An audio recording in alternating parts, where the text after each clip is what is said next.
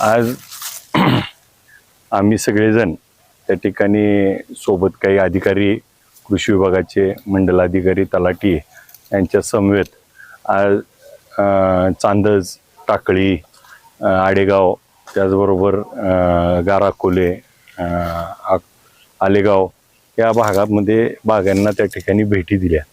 प्रचंड असं नुकसान हे शेतकऱ्यांचं झालंय. आणि आज जर बघितलं तर ह्या बागेत आपण आबांच्या उभा आहे. ह्या आबांची बाग 25 रुपयानं त्या ठिकाणी व्यापाऱ्याला दिली होती आणि आता येणाऱ्या 8 दिवसामध्ये ह्याचे पैसे त्या ठिकाणी 50 लाख रुपयेपेक्षा जास्त होणार होते.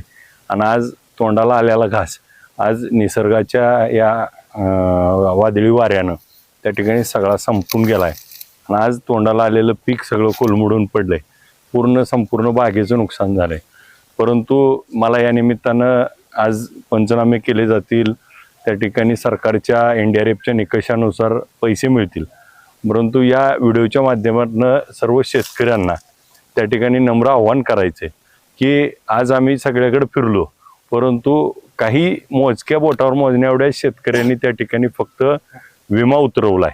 तर ती विमा जर आपण हेक्टरी 7,000 रुपये, त्या ठिकाणी एकराला 2800 रुपये असा विमा उतरला तर 3 लाख रुपयेपर्यंतचं नुकसान भरपाई आपल्याला त्या विमा कंपनीकडून मिळाली असती. परंतु दुर्दैवानं आज आपल्यात कोणीच विमा उतरवला नाही. आज 1 एकर बाग जपायला 1 लाख रुपयेपेक्षा जास्त खर्च करतो आपण आणि फक्त 2800 रुपयेमध्ये त्या ठिकाणी आपण भरत नाही.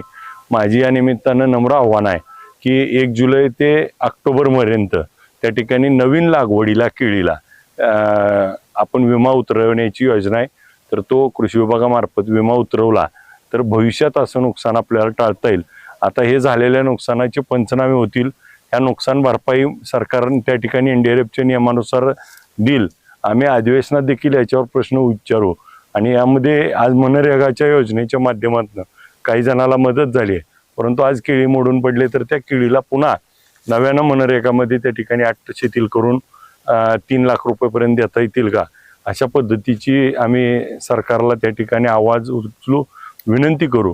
मुख्यमंत्र्यांना देखील मंगळवारी भेटून त्या ठिकाणी संबंधिताच्या वरती पंचनामे झालेत तर त्याला चांगली मदत मिळावी अशा पद्धतीची विनंती करतो.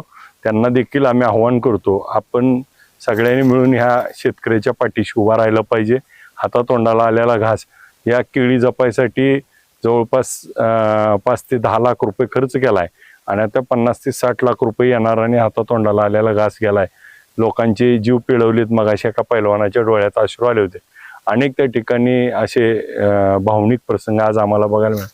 त्यामध्ये शेतकऱ्याच्या पाठीशी आपण सगळेजण उभा राहिलं पाहिजे.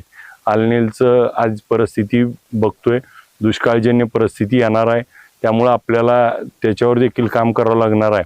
आपण सगळ्यांनी या सगळ्या गोष्टीचा सामना करण्यासाठी आता धाडाडीनं, संघर्षाने या दिवसामध्ये वाटचाल करावं लागेल. आपण सगळेजण या शेतकऱ्यांच्या पाठीशी उभा राहू असं मी सर्वांना आव्हान करतो. आणि आपण जास्तीत जास्त लोकांनी त्या ठिकाणी विमा उतरवा, त्यामुळे आपल्याला होणाऱ्या नुकसानामध्ये आपल्याला त्या ठिकाणी मदत होईल.